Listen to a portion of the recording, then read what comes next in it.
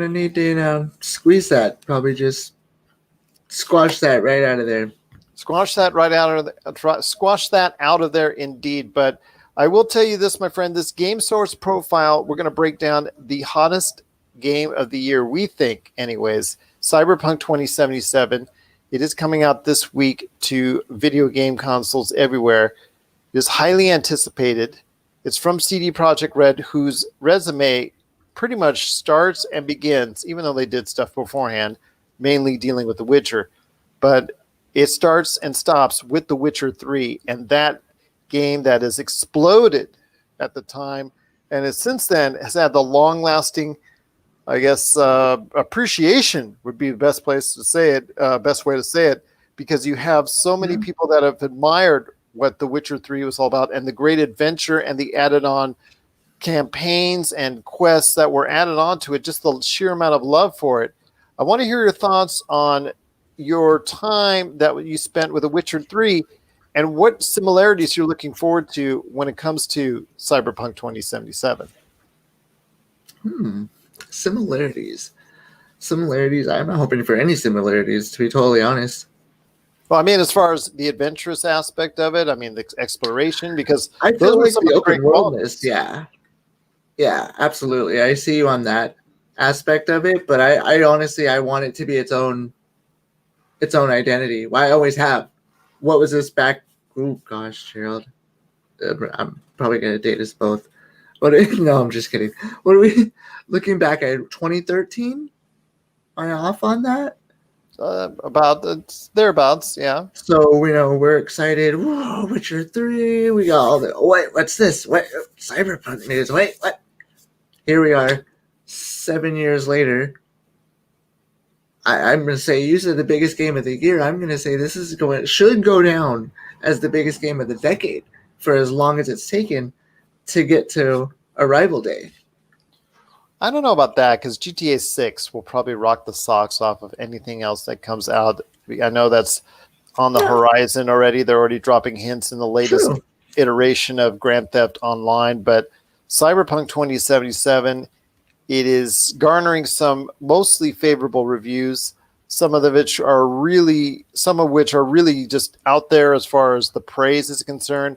I know there's a lot of things that you want to go ahead and do and explore, and obviously the addition of Keanu Reeves as a major NPC character within the framework that helps and guides you through this main quest that you have in there. I think that's also something that's going to bring a great allure to the game as well. Do you feel like that might have been a throwback or throw in to Death Stranding? Did you think they saw Norman and went, oh, we need to do something like that? Or was it already planned? I think it was already planned to bring some type of character in there that would go ahead and create this type of interest. I mean, having Keanu Reeves is going to be not necessarily for the gamer, but for the casual individual out there that's going to say, hey, that's the Keanu Reeves game. Hey, that's the game with Keanu Reeves. I got to get that. Hey, that's John Wick's in the game. Yeah, John Wick's in the game, or the dude from The Matrix, that he's in there. Neo's in there. Yeah. Everybody's going to be saying that, and I know that's going to be talked about quite a bit. But for us gamers out there, we're looking at, as far as the pedigree standpoint from CD Projekt Red, and you're looking at it from the standpoint of, hey, they just came off of one of the most successful games of the previous decade in The Witcher 3. This is not, I guess, a spiritual sequel, as it were. I mean, I'm assuming at some point in time they'll go back to The Witcher 4 because The Witcher 3 was such a big success. But this is the next game that came out from the studio. I'm expecting this type of open world RPG to go ahead and be that level of dominance, because the bar has been set so high by CD Projekt Red. That's true. I mean, the groundwork, they laid their own groundwork ahead of them and said, okay, we did this benchmark, now we need to hurdle it and basically stick the landing hard. And I believe they're going to do that. Would it have taken this long if they weren't? I don't think so. They're definitely going to nail it as, what was it? There was something that I believe it was one of the developers had said. trying to think of what it was. He had said something about that it would be the biggest game for them, not as a whole, but for them, a crowning achievement for this generation, I don't know if quote it's going to. unquote. Well, that's until the next game comes out. Then it's going to be harder for them to go ahead and say that because whatever Witcher 4 or Cyberpunk 2078 or whatever they're going to be doing in the near future or even in the distant future, because they're obviously going to support this very heavily over the next 2-3 years. But whatever they decide to do as far as the game going forward, that's going to be something that's going to be the crowning achievement then. And then another crowning achievement. So I don't like to see them mince words like that because, again, right now for them, this is their largest project ever. But I see down the line where there's going to be more people interested in what Cyberpunk 2077 has to offer down the road. Now, do you think I've heard some scuttlebutt, but do you think that there may be an addition or some sort of multiplayer aspect to maybe draw in a crowd that wouldn't normally want to delve 100+ hours into an RPG open world game? Well, they see the success of GTA 5, first off, and the success therein of GTA Online, which in itself has come, since it was added on later on after GTA 5's release. That didn't come out initially, GTA Online. GTA Online came out some months later, and in doing so has built its own community, has built its own world, its own add-ons, and has become an incredible experience in and of itself. So I would not say that would be out of the realm of possibility for CD Projekt Red to go ahead and say, you know what, we're going to emulate that. We've got this first-person shooter with an open world aspect of it, but it only can take us so far. Why don't we take it a step further with a fully fleshed out, detailed, multiplayer experience that can go ahead and rival what it does right now or in the game that's coming out this week with Cyberpunk 2077 and its campaign. So I foresee that the multiplayer aspect probably will come out at some point in time. I think it's this time they're going to have to go ahead and delve into it. They just can't leave it alone like they did with The Witcher 3 and just even though with Witcher 3 you have these great elements that they added on later, but they're story elements, which is great because that's what people were expecting. And you can get that in those type of games because they're so similar and they emulate styles of Skyrim and the Elder Scrolls series where you don't necessarily have to have a 1v1 or a multiplayer type format. But I see with something like Cyberpunk, multiplayer might become more of a necessity going forward. Agreed. What was I going to ask you as far as that went, though? There was something I wanted to ask you. If let's say that's the case, so they go ahead with that. Do you think that it is a good idea to follow in the same kind of footsteps as Grand Theft Auto Online, as maybe somebody else should have? See if you know where I'm going with that. Well, this Fallout. game, yeah, well, Fallout 76 was just a disaster in both its campaign and also the way it structured its multiplayer. So that was just a disaster. And they've tried to go ahead and build upon it where it's passable, but everybody has since moved on. That's the danger. When you go ahead and you have a failure right off the bat, first impressions with gamers are, a lot of them anyways, are the main important thing. I mean, all these games that have failed in recent years, and that would include Mass Effect Andromeda, Fallout 76, this next game that was made by BioWare, and continue on and on and on. All these games that have failed, they've gone back and they've tried to fix it, make it better. No Man's Sky, for instance. There's so many of these games that they've tried to make better and better experiences, and they are, for the most part, 2-3 years later. But only No Man's Sky has retained any semblance of the interest of capturing any type of attention. All these other games have failed to go ahead and reconnect with audiences simply because of the fact that, hey, you didn't have it right the first time. We're moving on to something else.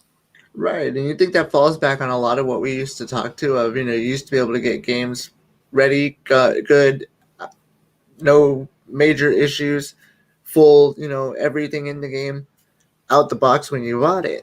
Now, that's not the case anymore. And I think that has a lot to do with it, to where they're going back and going, well, yeah, see, guys, we cut all this stuff stayed on the floor. We cut all these corners to get the game out. Now we got to kind of put back the stuff we broke so that they get what they actually were supposed to get. But it's like you said, it's 2-3 years later. They've moved on 2-3 months later. They're done. Yeah. Especially like now. It's not like before where we had, the local guy at GameStop, which is probably us, and the magazines, things like that. We got lucky. When we were younger, we didn't have all that. By the time we found out that a game was crap, we've already rented it from Blockbuster, played it 3 or 4 weekends, and then, oh, there's Nintendo Power in the mail. Oh, hey, so that game did suck. Yeah, I thought so. Now it takes 30 seconds less than that. You have how many streamers that are online playing these games going, well, this is broke, that's broke, this sucks, that sucks. You have digital media outlets, podcasts, us, but so many different outlets now that within seconds to minutes of games launching can rip them to shreds and everyone knows about it. Yeah. And that wasn't the case before. You had to figure it out. And I think that might have a lot to do with the reasoning behind them just, we'll just throw it out there. Whereas before they were like, man, we got to give them everything and make sure it's because this is the only chance we've got.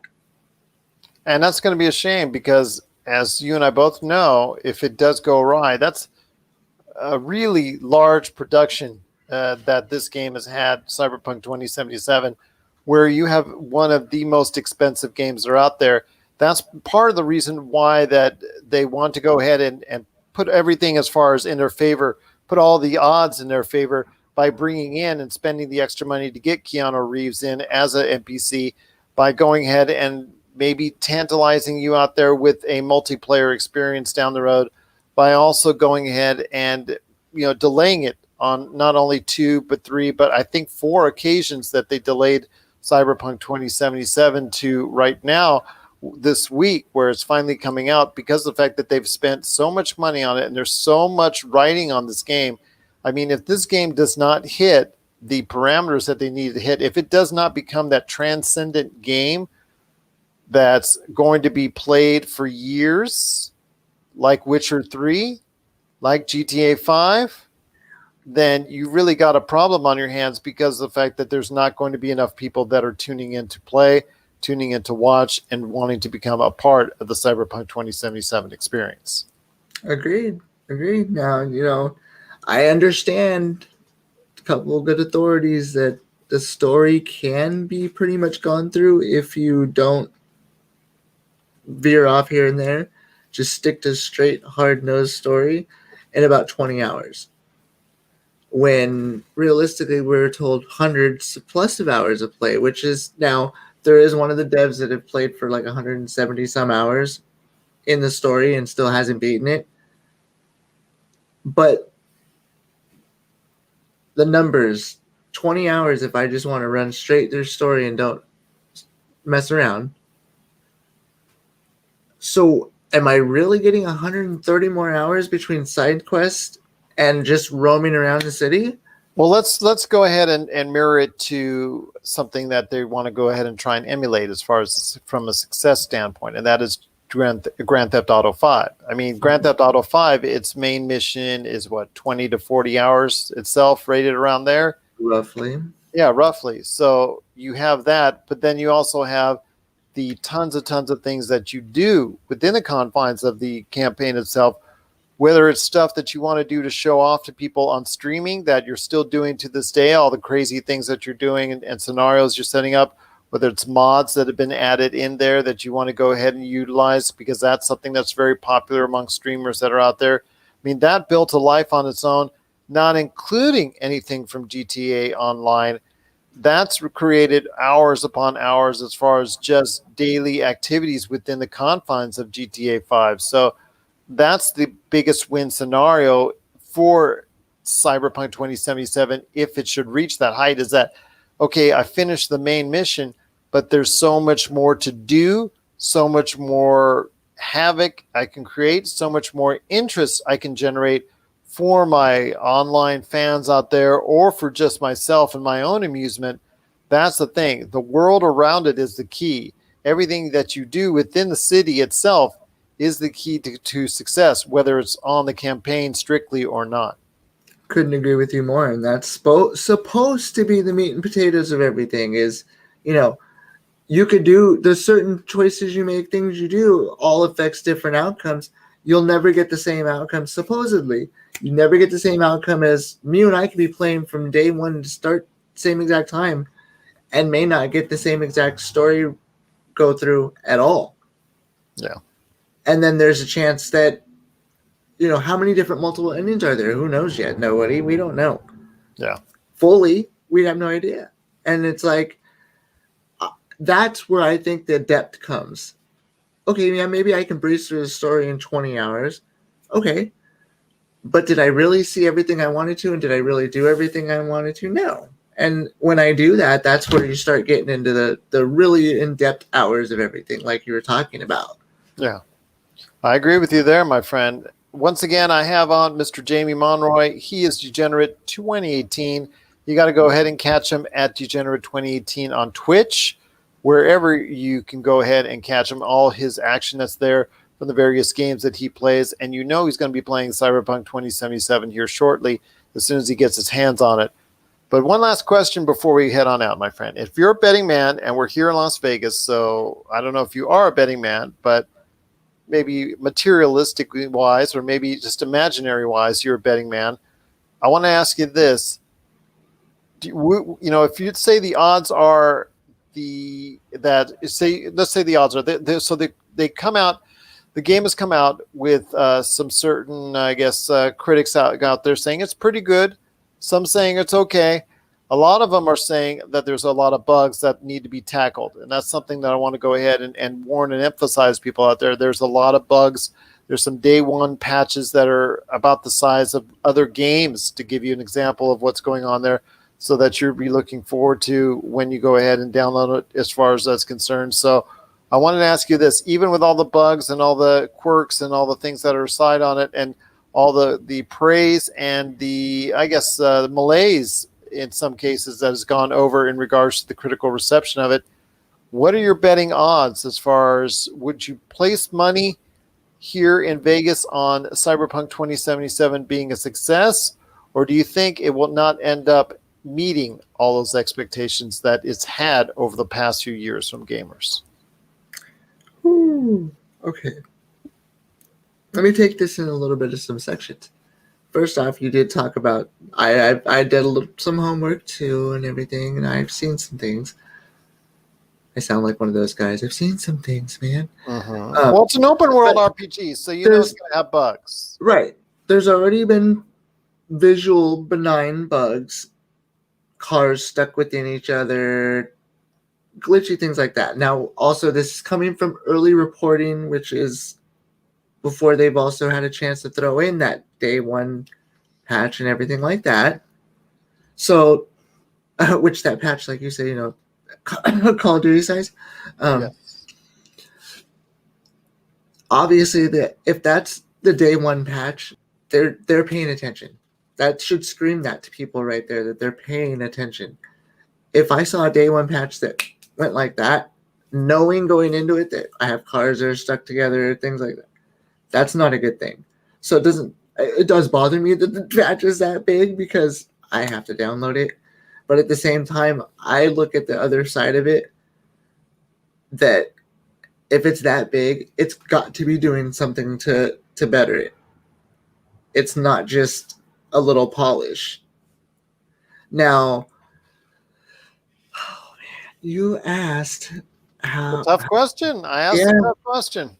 Do you think it's going to be a hit, or do you think it's not going to meet up to those lofty expectations? Because these expectations on this game, very rarely has there been expectations on a game like this one. And I think they put a lot of that on themselves. The delays added to that. And their backs are definitely against the proverbial wall. Mm-hmm. They didn't do themselves any favors moving this date from September to December this last time. Reason being, December But no, 10th. they removed Oh, it it to was supposed to November. be November. That's right. Then it moved And then, again. That's yes. where the fourth one came in. That's right. Reason being, I think November you had your target date. If this is a rough economy and rough situation right now with this the world we're in right now. It's not the same typical times of holidays where everybody's out doing this. It's not. It's really not the same. Now, that being said, I think they would have had a better chance in November, even still. Being December 10th, you give yourself to the day 2 weeks to coop holiday sales. Even if this wasn't the economy it is right that we sit in, it's not doing them any favors. Did I take the bet and say that I hope and I think they're going to be successful, but it's not the success they're hoping for by the end of this year? This is going to be more of a rolling into January, February kind of feel. But obviously, I took that bet because I paid to get the game. So anybody out here, any of us that paid to get that game, took that bet on that hope that that game is going to live up to the hype that it. If anybody believed it was going to live up to that same hype back in November, they don't have anything to worry about as far as the hype part goes. I have a feeling it's gonna live up to that. But sales wise, no. They shot themselves in the foot. Once again, I have Jamie Monroy from Game Source and Pop Culture Cosmos. You got to check out what he's doing today at Degenerate 2018. But before we head on out, my friend, you've got a Twitch channel. You got to go ahead and tell everybody why they got to go ahead and watch you on Twitch and whatever else you're doing on social media as well. Wow. Why do you watch me on Twitch? Because you want a good laugh. To watch me fail, that's why I do it. If I was really good at games, I wouldn't be on Twitch playing them. I'd be somewhere else getting a big fat paycheck and not having to worry about the red tape of Twitch to having me do it. So I'm definitely not on there because I'm a world champ at anything. If anything, I'm just a world champ of having fun. And that's what it's all about. I just build small community of people. I want to make it large. If it doesn't, it does. If it does, great. We all just kind of help each other. Small streamers. I've taken on much of the Papa role like Gerald did back when he brought me into Game Source and said, "Young Padawan, this is the way." And much like that, I took it on Mando stance. And so I take some of these younger kids that don't understand other than the flash and hype they see on their Twitch screens and kind of bring them down to reality and help them out with like, hey, don't get caught up in that, the hype, everything else. Run your channel clean, or do these, play the, don't follow the norm. A lot of things with that out there is they want to all follow those big numbers, Oh, but they have 100,000 followers and they're streaming, the latest game out there. Well, that's exactly why you're not going to get those numbers. Is because you're going to stream the same game they are, and they already have those numbers. Stream something different. Be original. That's all I can say. Be yourself. Do what you want. Play what you want. Don't let anybody dictate what you do, because if everybody doesn't like what they don't see, they're going to go watch something else anyway. And a lot of times people like what they see. And I hope they like what I do. And lately, I think you just saw, I did a test for Luna. Pretty sure everybody out there is familiar with what that is and where that's going right now. And tested that out to see how that was going to play nicely with Twitch. It plays very well. It should. They're one and the same practically. But it played very well. I did a little Contra. I checked out some Castlevania. You know me, I love the classics. And they very smooth, no latency. So I'm probably going to be streaming some stuff from there when I get a minute. I'm obviously going to get stuck into Cyberpunk for a little bit. Other than that, that's all I'm doing, just streaming. If anybody has any suggestions out there, aside from my address, Gerald knows how to find me. No, I'm just kidding. I thought he was going to give it out when I was talking about Cyberpunk probably not hitting the success they probably want. And I was like, oh no, CD Projekt Red's going to show up at my door and be like, we were so nice to you with Witcher 3, and now you stabbed us in the back about Cyberpunk. But it's nothing against them at all. I think they're just situations and time windows got away from people, and I think this last move from November to here just isn't going to do them any favors. Well, But yeah, Twitch is going well. Awesome. And anybody else that wants to get a hold of you on social media, where do they go? Actually, there is Twitch Degenerate 2018 on Facebook. It does exist. I am hopefully going to be talking to Gerald and see about streaming over there. But You're always welcome. That may not be for myself. I think that's going to be more for games source. Sorry, guys. It's not anything catchy. I just hiding the fact that I was trying to mask the fact that this man over here gave me the avenue to voice my opinion years ago, and so everybody could turn around and go, why in the hell did this guy let this kid talk so much? And then everybody figured out, oh, so he has someone else to yell at Nick with. Got it. So I can't stay away. It's in my blood. He put it there, and it will forever stay there. And much like the Mandalorian says, this is the way. This is the way. And so, as much as possible and a lot more than lately, I am back here for Game Source and will be rising the phoenix from the ashes. Sounds good to me, my friend. Once again, that's Degenerate 2018. You can catch him today on Twitch and also Facebook. And hopefully you'll be seeing him more often on the Pop Culture Cosmos and Game Source as well. Yeah, I do feel I need to hang out in the cosmos more. You're always welcome there indeed. I'll tell you what, my friend, I'm looking forward to it, as I know you are, for Cyberpunk 2077. Will it meet up to the very lofty expectations that CD Projekt Red and also the entire world has for it? We'll wait and see, but it is going to be a very interesting ride as Cyberpunk 2077 hits. We'll all be invested in taking some time into this world, and will you be just as good as Keanu Reeves helping you out through your entire missions? We'll wait and see. But I will tell you what, my friend, it's been great talking to you on this latest Game Source profile, and I look to preview more upcoming games right here at Game Source, and of course, right here as well at Pop Culture Cosmos. At the Pop Culture Cosmos.